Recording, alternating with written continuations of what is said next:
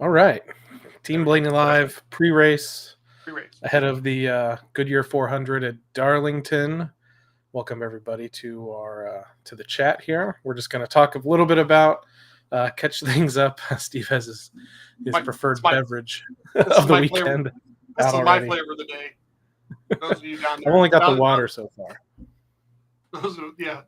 So those of you in Darlington who can see up close and take a picture today, I'm sure somebody will get a picture of with the water. I guess somebody's saying he's putting the water in one of the bottles, basically, so that Oh, the which is fine. strawberry, yeah. Yeah. I think a lot. I mean, you see like Herbst and Reddick and the monster guys with just a plastic bottle instead, Yeah. that because they don't want to be chugging that as soon as they get out of the car. So No. but yeah. So thanks for everybody for joining us here. We're just gonna talk pre-race stuff, talk about maybe how practice and qualifying went, which is for the first time in a little while we have some positive news on the qualifying front. So that's kind of exciting. Yeah.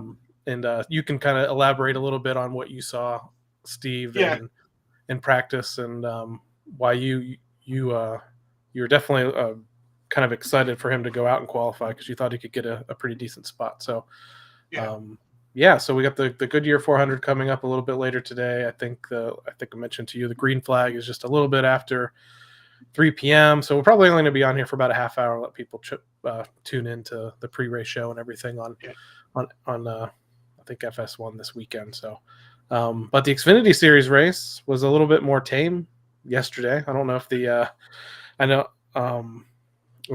drivers meeting that they called in the morning, a mandatory drivers meeting, helped that out. I did see some Dale Jr. Austin Hill taking strays from Dale Jr. this morning, saying that he had heard that Austin Hill stood up in that meeting and said, he'd be available to mentor some of the younger drivers, and Dale Jr. tweeted out saying that was his biggest laugh of the weekend was hearing that. So but I thought it was a pretty decent race, pretty compelling there at the end. I think some different guys had opportunities. Allgaier moving up through the field at the end of the race, and there was a lot of Cup guys in the field that all had issues with each other. Chastain v. Bell, Chastain v. Chase Elliott. So maybe Chastain should be the one that has that flag. It should be Chastain versus the world instead of Denny. Because Chastain always has an issue with somebody every week, it seems like. Yeah, you know what? The funny is, like, the restarts are the way that race looked yesterday was like the restarts were the only time it was really hectic and 2 or 3 wide. And then once the restarts got spread out and everybody fought to get to the upper lane. And just listen. I got to listen to a little bit of Tim, and that was all they were trying to do every restart was just make sure they were in the upper lane by 2 or 3 laps in, even if they lost a spot or two.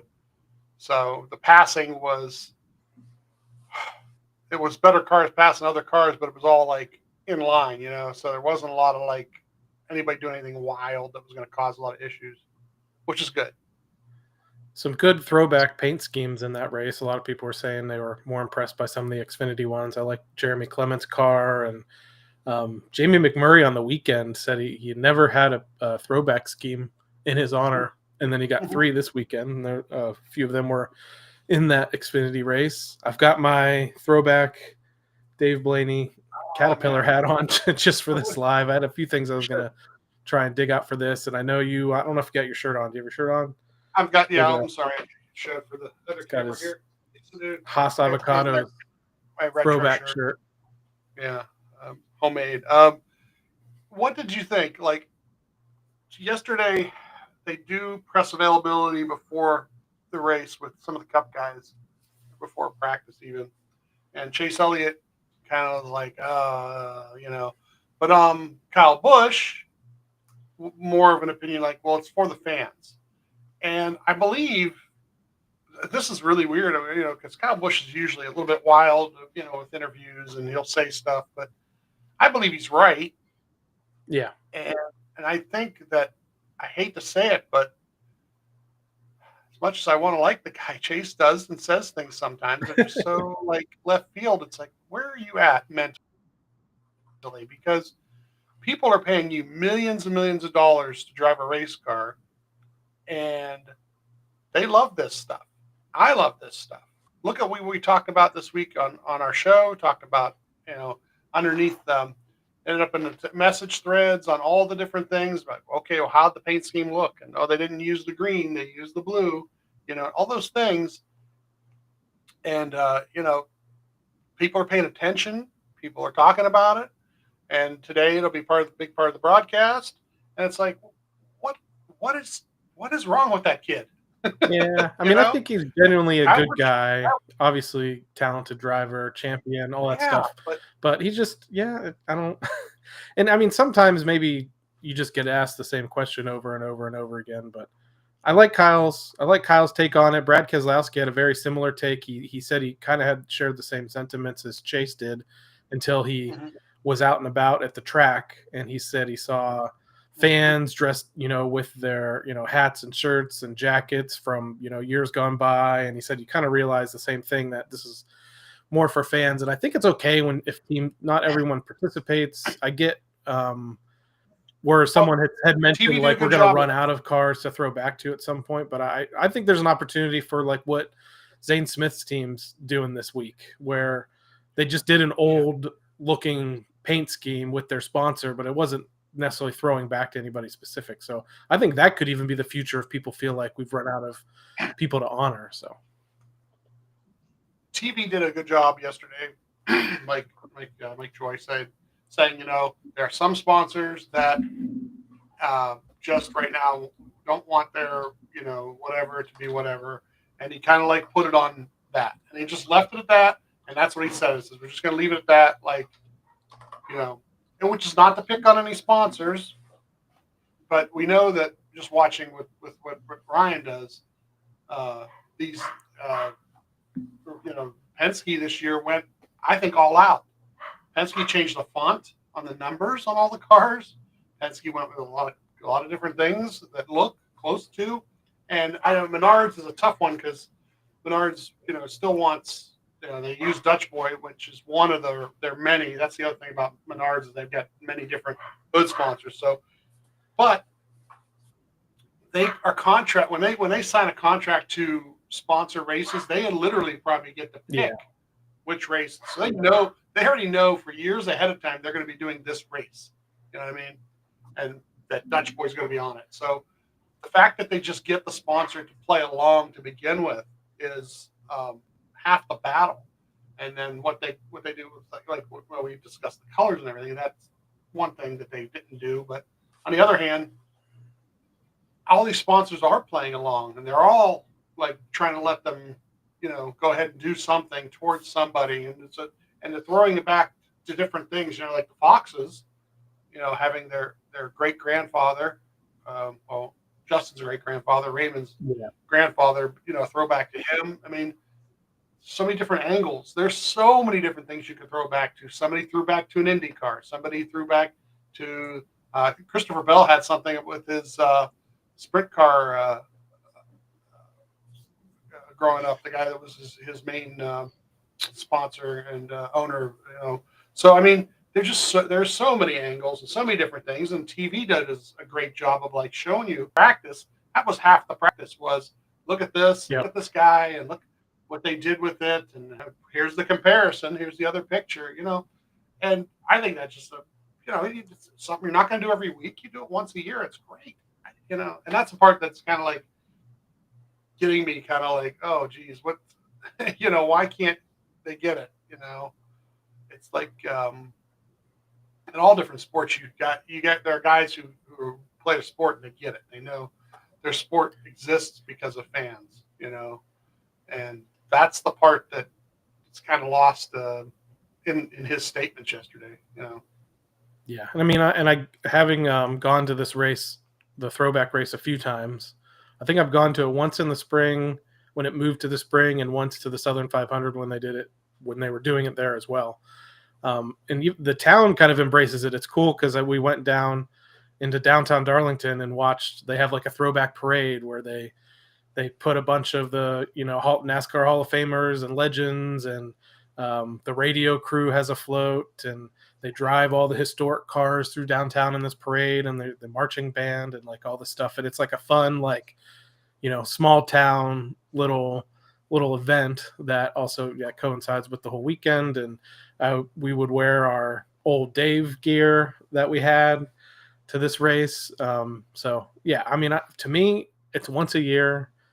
I get it if people are maybe getting tired of seeing the same throwback schemes or whatever, but who cares? I mean, I know I was admittedly sad about Ryan. Like, I love Ryan's throwback car to Dave, and I love that the memory and them trying it. Am I not am I disappointed that they didn't change the blue to green? Absolutely, but I'll live with it. Like, that's not going to ruin my thoughts on the weekend as a whole. So I don't know if anyone out there in the chat or watching has any thoughts on the future of throwback weekend. That's definitely been a hot topic, and I think there's been enough people that like it, and Darlington likes it too. And that's one thing for tracks that do have 2 races, and they've only had 2 races again since the pandemic started. Basically, I think they kind of got awarded for stepping up and hosting, I think, that first race back when everything restarted. They got rewarded since then with a second date. And tracks, especially tracks like Darlington that have a huge event, being the Southern 500 late, as their second event, sometimes it's hard to promote a spring event. Bristol runs into the same thing. The night race is much more well attended than the spring race, so they went and threw dirt on the track to try to attract more people there. And some could say it worked or not. I did go to the second dirt race, and it was much more well attended than I thought it would be. Mm-hmm. But it gives tracks an opportunity, especially Darlington, to have something unique that's happening in the spring versus what's happening in the fall. It's a day race in the spring. It goes into night in the fall. So I say keep it. If people followed our social media channels this week, we had some fun with some throwback content. We put together a great video from Dave's, the video of Dave beating Kenseth to the line, winning that race that the car is thrown back to. We had a follow-up video from Dave's interview in Victory Lane that's like iconic for long-time Blaney fans, where Dave's last couple words in the video were big fun. Which was interesting because it's almost like he misspoke a little bit, but he didn't know what to say. But it was like a wholesome, memorable moment. And my favorite thing about that interview, if you guys go and watch it, it's Dave's only win. And I will say, sprint car drivers now, like where he came from, but now are, they look back at their car, they list off every single sponsor. And in this Dave interview, he didn't mention anything. He didn't mention thank you, Haas Avocados. He didn't mention the team. I think he was just, happy to have won a race and just genuinely gave an interview about winning and how he won and that kind of thing. So it was kind of refreshing, actually, to watch an interview like that and not have him list the Braun Racing, Haas Avocados, number 32, UPAC shipping, yada, yada, whatever, was great tonight. We just missed all that. He was just kind of caught in the moment. So go back and watch those videos. We also threw up some photos that I had from it. And this has another tie, actually, to a throwback thing from 2012. Ryan at Volusia Speedway down here in Florida. It was for the Dirt Car Nationals. It was a World of Outlaws race where Ryan was in the pits helping out his Uncle Dale and his dad, Dave, while they were competing in a sprint car event. And then that's the same year that the iconic Blaney moment of the Daytona 500 happened as well. So, and Ryan talks about that race. So he was down there for the Dirt Car Nationals and everything. He was down there for Daytona weekend, but it rained all day Sunday. It rained all day Monday, and Ryan had to fly back home to High Point to go back to school. So he talks about being so upset that he wasn't there that night when Dave was, this close to winning the Daytona 500. So we had some throwback fun on the weekend. You also see an image up there today because, and Dale Jr. always loves this. This is Ryan's 350th career start in the NASCAR Cup Series, dating back to 2014 start at Kansas. We threw up a little graphic up there, and just kind of a career recap. Throwing up his 13 wins, 82 top fives, I think 151 top tens. He's won the All-Star race. He's won the 2023 championship. So he's done a pretty decent amount for somebody hitting that 350 milestone. So we'll be back at it again when he gets 400. probably at some point next year. So we'll see. Yeah, I don't do math well. Maybe it won't be next year. No, it's 38 plus whatever's 30, left this year. 36 races in a year, and he might get there.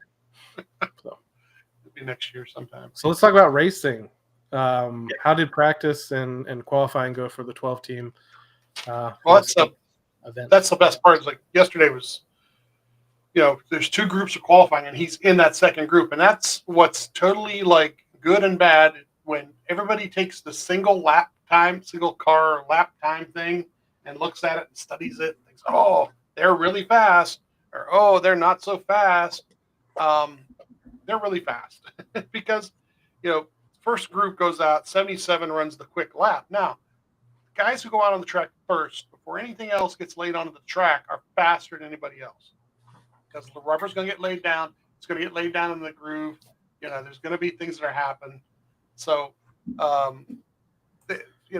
then what happens in their group screws up all their the average lap times because the 42 car spins out during the practice. So there's nobody that runs like a 25 or 30 consecutive lap type thing. The 99 car ended up running 40 laps total. He was the most in that group. So we get to group 2 with Ryan, and I've got it down here because it's hard to separate, but you have to figure out who's running what laps early on in the NASCAR app as you're looking at it. But Ryan his single individual lap was P4 of the guys in group 2. Okay. The 24 being the fastest in group 2, but that 24 being fastest in group 2 was still 6th or 7th fastest overall.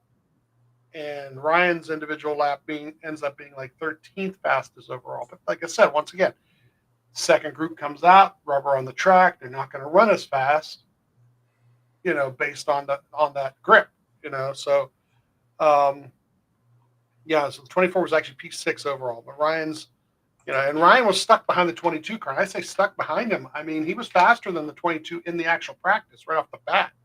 In a couple laps, he actually passes him. And anytime you pass on a car early in the practice, when everybody's on the same tire, that's crazy good. Either the car in front of you is having a lot of issues, or you're just way better right off the bat on your setup. And this practice, you want to stay out there the whole time if you can. 10 lap average in group 2, just in group 2. It was the 24 and then him. So, the 15 lap average, all of a sudden he's P1 in his group of guys, and it was P5 overall with guys who ran on a clean track. So once again, this is why I'm so optimistic. 20 lap average, P1 overall. And like I said, not all the cars got to run a 20 lap run in that first practice. But he brought it in, and then they did a hot road pit entry, and he ran about 35 laps. So when they go out for qualifying, here's the other thing. He goes out later in qualifying. So lots of rubber on the track. The track cools a little bit. The first bunch of cars that go out pick up some of that rubber. So there will be a little bit more speed in the groove. And then that's, his individual lap ends up being P5 when he runs it. He went out 29th. The 24 is top of the board, and he just sits and watches as people make a shot at him. But 24 went before Ryan because his finish was so bad last week. So, but here's the difference. Okay, P9 overall is what it ends up being 0.063, just barely over a half of a tenth of a second would have put him P5. So they're that close together. But we know his 20 lap average, and then it was pointed out, David, their 30 lap average also. He was top of the board on 30 lap average. Now only about, I want to say it was 20 some cars got to run a 30 lap run because the first group didn't get a full 30 lap run in. But once again, though, that average, should be good enough. And that as long as the restarts aren't too crazy and then get spread out and then get in a line, then get going, it's all about whether or not they can make a pass running in the line that they don't want to run. That's going to be the thing today. But overall, like I said, I was totally stoked and optimistic, and the qualifying went pretty well considering, what they had. Yeah, David in the chat mentions Byron's lap was above and beyond everybody Yeah, else. It yeah. was kind of insane, and a lot of it had to do with his entry into 1 and 2. He was able to get in there and faster than basically anybody else at a line that nobody else kind of ran in there. And I think he nailed it. kudos to him. He's had success at Darlington in the past. They're definitely a contender as long as maybe he doesn't dust up with Logano again at some point in this race. You're talking about the speed. So speed was shown in practice and qualifying here, but this hasn't been one of Ryan's best tracks historically. And so 16 starts there, average start of 10.2. So usually qualifies pretty well. Average finish of 19.6 though, 3 top 10s, no top 5s. But if we're looking for some silver lining in the next gen era, so that's 22 and beyond, he's put together some pretty decent runs throughout that time, including a pair of 9th place finishes in his championship season in 2023. And then 2024, unloaded fast in both of those races.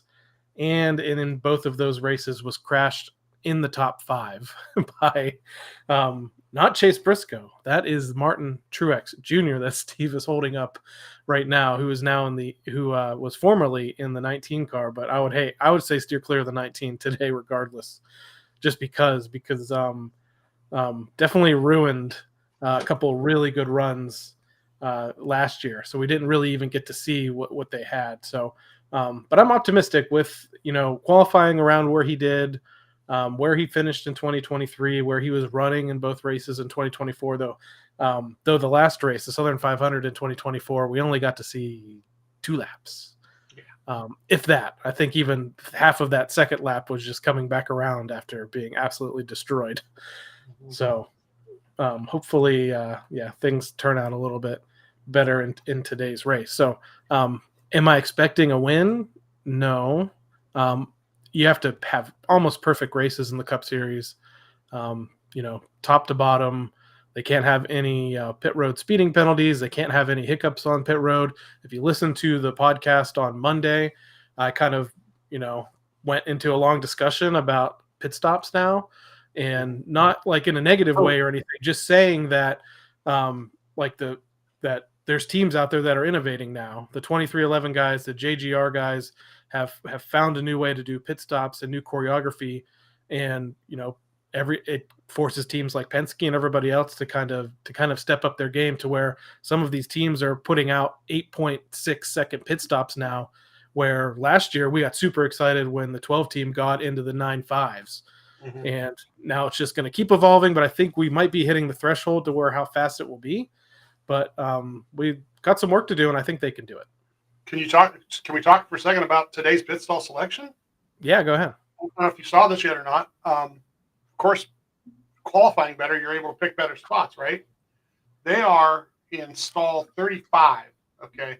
And when you look at the chart, the chart is straight across, so it doesn't show you how it bends at the one end or the other end or whatever. But I think that's pretty much, you've been there, we've been there, where pit road is. That's near the entrance to pit road, but there's a section before it where 36 and beyond is. So it's after that little break, and that break goes back into the garage. So they're basically, they have the break behind them, and then pit stall 36 behind that is empty also. I don't know why. I don't know if it's because of the break there to make sure that they can get into the garage or whatnot. So they've got a huge advantage where they're not actually even going to be driving through anybody's stalls, but a huge advantage of coming into their stall and being able to point the car however they want to on the sign. The car in front of him will be the 88 car. He ran actually halfway decent. He ran I think the fall race last year and finished like in 23rd or 25th. So he didn't run real bad, but who knows with the way that program has been so far this year. Hopefully, the biggest thing with them is hopefully they're not either too far behind them, so they're not having to go, wait for them or go around them or whatnot afterward. Because The only thing that people don't see on some of these pit stops, and it happened last week, is that if you've got a guy who in the running order is like 10 spots behind you or 15 spots behind you coming in, a lot of times he's trying to come into his box as you're trying to leave your box, and that's a whole couple extra seconds that you lose on pit road. It has nothing to do with the pit crew or making a mistake on pit road. So hopefully that's the only thing that meshes as the day goes on, where it'd be great if the 88 is running within a spot or two of them, so he doesn't have to worry about it. But ultimately, crew chief Jonathan Hassler loves picking at the entrance to pit road, and I think the first ever race as a fan that I watched from pit road was at Darlington a couple of years ago, and they picked a very similar spot down there. And even that time, I can't remember if they picked the same spot or if they picked the very first. He was all the way. He was all the way at the end. Yeah, he was all the way. He was the first stall. Yeah, first one. Yeah. What my wife calls the first stall, what they number and as coming in, 40 whatever. Yeah. So this is further up. This is a little bit further up pit road, and it's because it's got all the brakes in it. I think that's the best part. But yeah, you're right. He loves the first, what we consider first stall on pit road. Yeah. And it's the same reasoning. You can get into the box however you want to get in the box.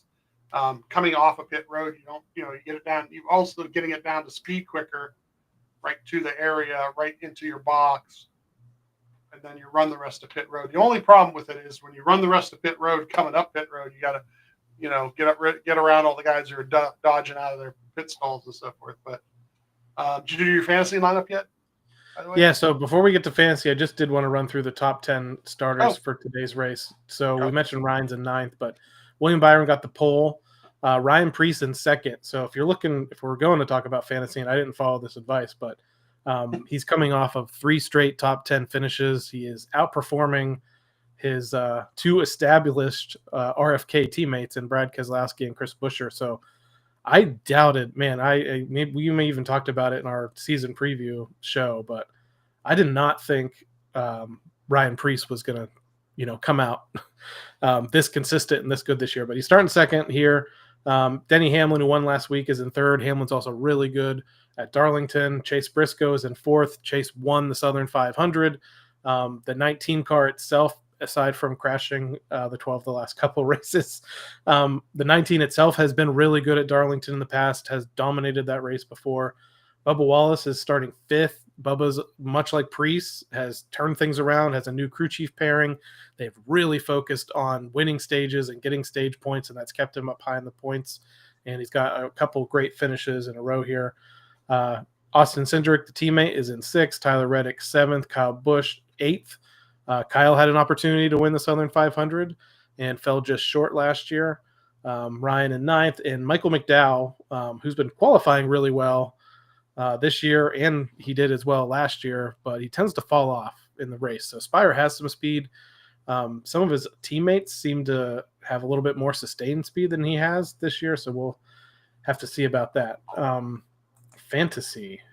Let's talk about the Team Blaney NASCAR Fantasy Live League and who we have on our roster for this week. So I'm trying to find here's my roster. Okay. So again, I didn't follow any of that advice about maybe putting Preece or somebody in your lineup. I have a lot of fairly big names. So starting William Byron, again, he's run really well at Darlington in the past. He's on the pole. They have some speed. Chase Briscoe in the lineup just because, he's not – I haven't used him yet this year, so I thought this was a good opportunity. Qualified really well. He's won at Darlington in probably lesser equipment last year, and he didn't luck into it. They had speed during the race. Denny Hamlin, kind of the hot hand, just winning last week, runs well at Darlington. Tyler Reddick had an opportunity to win this spring race last year, but had a dust up with Chris Buescher, which in turn handed the win essentially to Brad Keselowski late in that race. I'm on the Kyle Busch bandwagon for this week, but man, they got to get out of their own way. They've shown speed a lot this year, but then there'll be a pit road penalty, or he'll spin out, or gets involved in something on the track, or they have a mechanical issue or something like that. So I'm hoping he can turn things around today. I'm not hoping for him to win or anything. I mean, if he does and Blaney doesn't have a shot, that's fine. Just get me some points, Kyle. And then just in case, a guy that's just had speed all year, has 3 wins this year, was really good in the Xfinity Series race until I think he got a little frustrated and he got a little beat and banged up, and that's Christopher Bell. Did not qualify well, though, but I think that 20 is going to move to the front pretty quickly. So he's in my garage right now. I don't have Ryan in the lineup at all. I've had Ryan in my lineup at most races this year, not every single one, or at least in the garage. So I'm trying this reverse jinx situation where I'm just not going to put him in at all, and then hope maybe this is the weekend he breaks through and gets a win at Darlington. And then my last thing set here is my featured matchups. And I didn't put a ton of thought into these. I just kind of blew through them real quick. I put Logano over Chastain. Part of that, my thinking there was, Logano's still a little bit salty about the way Chastain has raced him. So, and we saw what Logano did to Byron when he roughed him up at this track. So I'm not saying that just because they're in a featured matchup that they'll be next to each other on track, but there's a good chance. And maybe the 22 will door the one at some point and take him out of the race. I picked Byron over Hamlin. Again, a ton of speed going into this race. I picked – this is an interesting matchup here. Kyle Busch and Ty Gibbs. 2 guys that have shown speed this year and have no finishes to show for it, especially Ty Gibbs, who, even had a disastrous race last week and managed to get a decent finish out of it by the end. I picked Busch over Gibbs, and then Chase Elliott and Bubba Wallace. I really wanted to pick Bubba over Chase, but this is another reverse jinx situation. I decided to pick Chase just because Chase was really strong in the Xfinity race as well, had a lot of speed, but did get roughed up just like Bell did, and it kind of derailed his race yesterday. So I think he may have still finished in the top 10. So that's my lineup: Byron, Briscoe, Hamlin, Reddick, Busch, and Bell in the garage. I put Ryan in the garage, and the reason is I play the garage game. Sometimes it burns me. Where we get to the end of stage 2, I look and see who got stage points at stage 1 and who looks like they're going to get stage points at stage 2. And I try to make that play to leave those people in.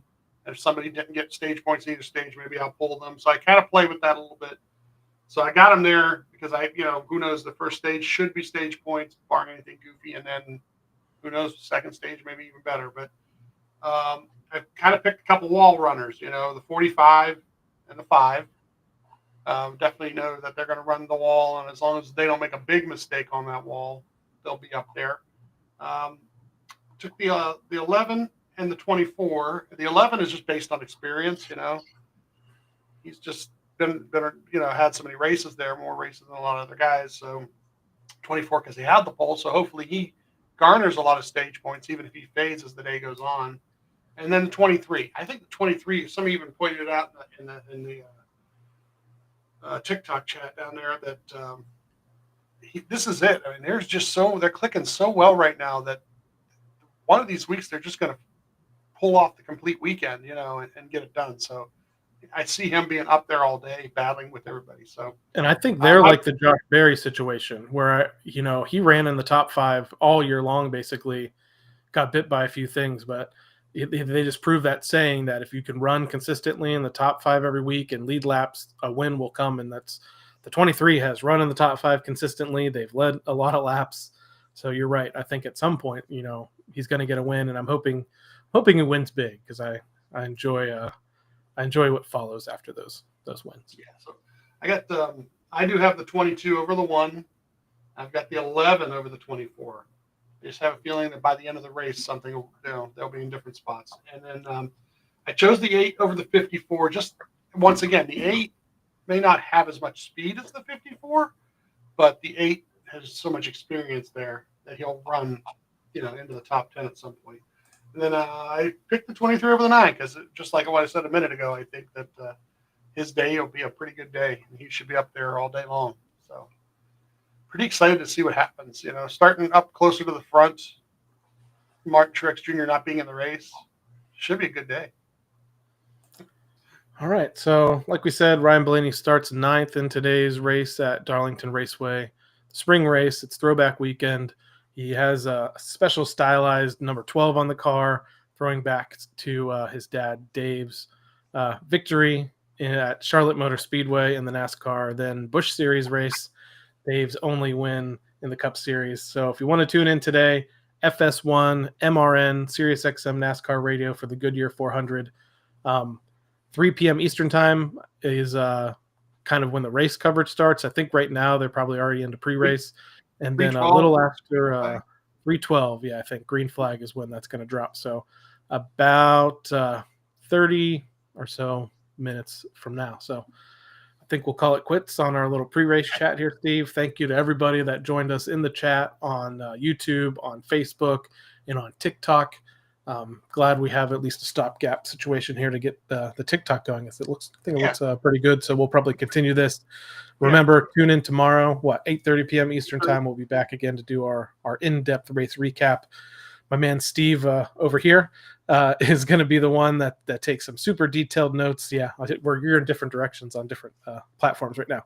Super detailed notes in his 2025 notebook, and he'll tell you everything about all the pit stops, pit stop time, strategy, passes on track, and anything else notable that happens. Radio communications. We'll have all of that for you tomorrow on our weekly race recap of the Team Blaney podcast. So we'll catch you tomorrow night, 8:30 p.m. Eastern time, right here on all of these same platforms. So good luck to the 12 team.